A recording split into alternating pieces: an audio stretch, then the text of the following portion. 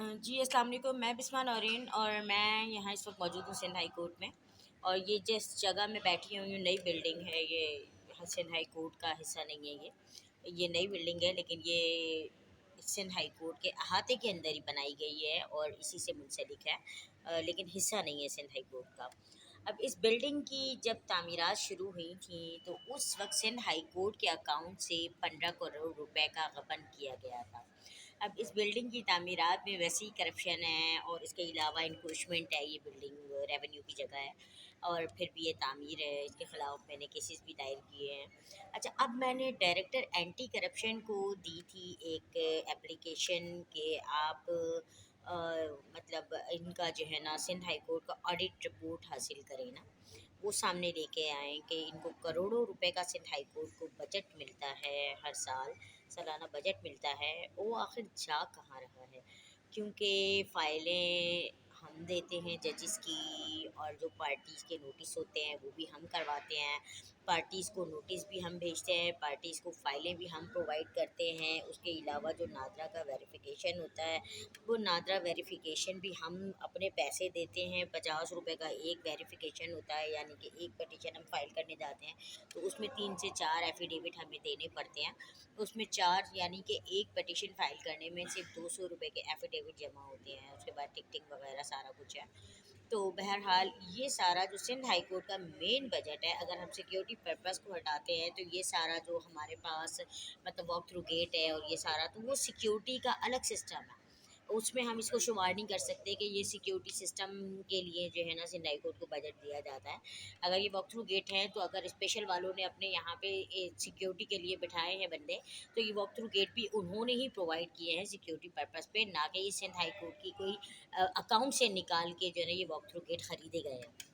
अच्छा, मैंने audit report के लिए दी कि आप इसका ऑडिट करें सिंध हाई कोर्ट में कि ये जो गबन हो रहा है सिंध हाई कोर्ट का करोड़ों रुपए का, वो ऑडिट रिपोर्ट सामने लेके आए कि ये जा कहाँ रहा है। और सेकंड मैंने कहा कि यहाँ पे मतलब जाली भर्तियाँ, और एक 18-19 ग्रेड का अफसर, 21 ग्रेड का अफसर 3-3 ओहदों पे बैठा हुआ है, 3-3 ब्रांचेस को कंट्रोल कर रहा है। और फिर एक एमआईटी रजिस्ट्रार के ऊपर पिछले जो गए हैं यहाँ से, उसके ऊपर मेरी एक पिटीशन फाइल हुई थी नाअहली के हवाले से, और कुछ मामला थे जो झूठी एफआईआर उसने मेरे ऊपर कराई थी 2017 में 621। तो उसके हवाले से मेरा सिंध हाई कोर्ट रजिस्ट्रार जो साबका था और जो अब ट्रांसफ़र होकर कहीं और चला गया मेरी सीपी की वजह से, तो उसमें मैंने उसकी इंक्वायरी के लिए भी लगाया था कि इंक्वायरी की जाए। तो इंक्वायरी साथ ज़ाहिर है कुछ ना कुछ तो गबन था, इस 15 करोड़ का गबन भी उसके खाते में आ गया जो इस बिल्डिंग में हुआ।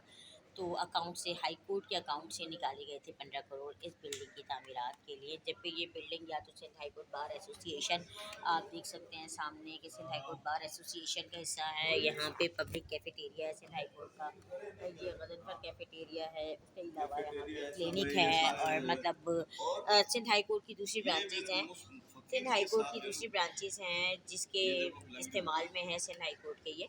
अच्छा, अब उसमें मैंने कहा एमआईटी डायरेक्ट, जो अब दूसरा एमआईटी था यहाँ पे सिंध हाई कोर्ट चला गया, तो ऐसा हुआ जैसे फ़ोन करके बुला लिया एमआईटी को सीट पे कि रजिस्ट्रार की सीट खाली है, आ जा बच्चे यहाँ बैठ जा। तो इस तरह से रजिस्ट्रार यहाँ पे अपॉइंट हुआ है, नया जो आया है यहाँ पे। तो एमआईटी से उठ के वो रजिस्ट्रार की सीट पे बैठ गया, कोई प्रोसीजर नहीं, कुछ नहीं, और कोई पूछने वाला नहीं, कोई कहने वाला नहीं, कोई सुनने वाला नहीं।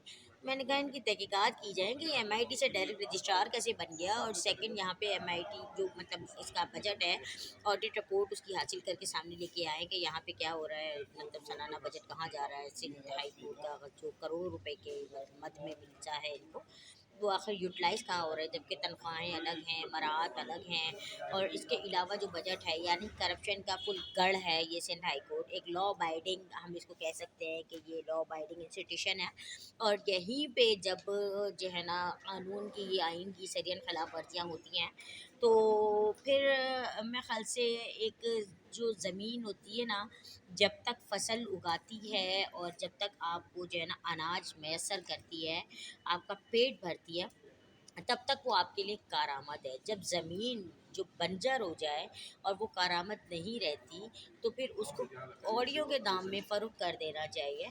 तो बिल्कुल ऐसा ही यहाँ पे ये सिंध हाई कोर्ट की तामीरात हैं। ये ज़मीन तो सोना उगलने वाली है, लेकिन जिस मकसद के लिए इस ज़मीन को यहाँ पे जो है ना तामीरात की गई हैं, उन तामीरात से वो मकासद हासिल नहीं हो रहे हैं।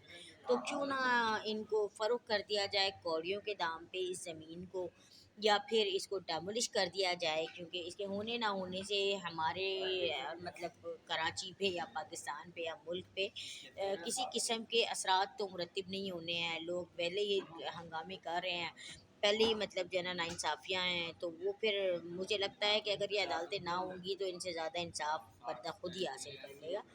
तो इन अदालतों को मसमार हो जाना चाहिए जब इनका कोई ऑडिट रिपोर्ट ये करप्शन मतलब जो है ना लॉ बाइडिंग इदारे में बैठ के खुद करप्शन करें और जो है ना खुद इंक्रोचमेंट करें। नाले के ऊपर ये हाई कोर्ट बना हुआ है, ये दूसरों को कहते हैं नालों पे बनी तजावुज़ात हैं, इनको आप गिरा दें। तो जब आप खुद नालों पे बैठे हुए हैं तो आप दूसरे को कैसे हुक्म दे सकते हैं कि आप मतलब जो है ना गिरा दो, ये कि नाले पे बैठा हुआ है। वो गरीब आदमी है, उसने जगह ख़रीदी है, एसपीसीए से मंजूर शुदा है। अब एसपीसीए को गिराना सबसे पहले इन इदारों को ख़त्म होना चाहिए, ताकि आवाम भी अपनी ज़िंदगी आसानी से और सुकून के साथ गुजार सके। बहरहाल डायरेक्टर एंटी करप्शन ने इस पे कोई नोटिस नहीं लिया। उसने ये कहा, मुझे जवाब दिया कि हम सिंध हाई कोर्ट के चीफ जस्टिस के अंडर आते हैं, मतलब हम सिंध हाई कोर्ट के जो ऑडिट है वो हम नहीं कर सकते। तो मेरा जवाब उनको यही था कि फिर आप ऐसा करें, एंटी हटा दें, तो करप्शन डिपार्टमेंट ठीक है फिर आपका। तो कोई खातिर ख्वाह मुझे जवाब नहीं मिला, उन्होंने ना कोई नोटिस भेजा ना कोई परमिशन। मैंने कहा ठीक है, आपने परमिशन लेनी है चोरों से, चोरों की इंक्वायरी की परमिशन लेना चाहते हैं तो आप कम अज़ कम उनको परमिशन लेटर ही बना के भेजें। तो उन्होंने मुझे क्लियर कट मना कर दिया कि हम इसमें कुछ नहीं कर सकते, क्योंकि हम चीफ़ के ख़िलाफ़ नहीं जा सकते, ना हम सिंध हाई कोर्ट का ऑडिट कर सकते। क्योंकि जो है ना ऑडिट सिंध हाई कोर्ट है और एंटी करप्शन डिपार्टमेंट है जो खुद सिंध हाई कोर्ट के अंडर आता है, यानी कि ये सारे करप्शन के गढ़ है। तो अब आप ये तस्लीम कर लीजिए कि ये लोग किस तरह खुल खुल के सामने आते हैं कि वो मतलब हम आपके पास सिंध हाई कोर्ट के ख़िलाफ़ नहीं आए, हम सिंध हाई कोर्ट में होने वाली करप्शन के ख़िलाफ़ आए हैं। अगर रजिस्ट्रार सीट पे बैठ के कोई करप्शन कर रहा है, कोई जुर्म कर रहा है, तो हम उसके ख़िलाफ़ आए हैं। हम रजिस्ट्रार के ख़िलाफ़ उस वक्त नहीं आते जब वो करप्शन में मुलविस ना होता, लेकिन जब वो कंप्लेनेंट में आ चुका है, कंप्लेंट में आ चुका है, क्राइम में आ चुका है, तो फिर आप कैसे मुझे कह सकते हैं डायरेक्टर एंटी करप्शन कि हम उनके अंडर में आते हैं। यानी कि आप चोरों के अंडर में आते हैं तो आप खुद भी चोर हो गए। आपसे इंसाफ की हम क्या तवक्को कर सकते हैं। हज़रत उमर फ़ारूक जब एक कोर्ट में दाखिल हुए थे तो जज उनके एहतराम में खड़ा हो गया था, तो उन्होंने कहा था कि इस जज को पहले फ़ारिग करो, ये क्या इंसाफ करेगा, मतलब मैं एज अ जवाब दे इसके सामने खड़ा हुआ हूँ, तो ये जो मुद्दई है ये इसको क्या इंसाफ फराहम करेगा, तो इस जज को हटा दो। तो उन्होंने उस जज को फ़ारिग कर दिया था। तो मतलब है कि एंटी करप्शन डिपार्टमेंट के डायरेक्टर को पहले फ़ारिग कर देना चाहिए, क्योंकि वो एक मामूली से जज, chief justice Sindh high court के और मामूली से रजिस्ट्रार की इंक्वायरी नहीं कर सकता। तो वो फिर हमारी इंक्वायरियों के लिए बैठाया गया एंटी करप्शन डायरेक्टर।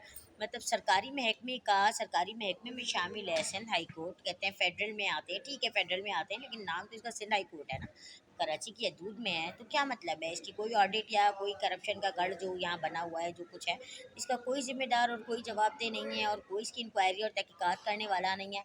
तो ये सवालिया निशानात हैं, बहुत सारे हैं, जो मेरे पास सवाल बहुत सारे हैं, जवाब किसी के पास नहीं है। ओके जी, अल्लाह हाफ़िज़।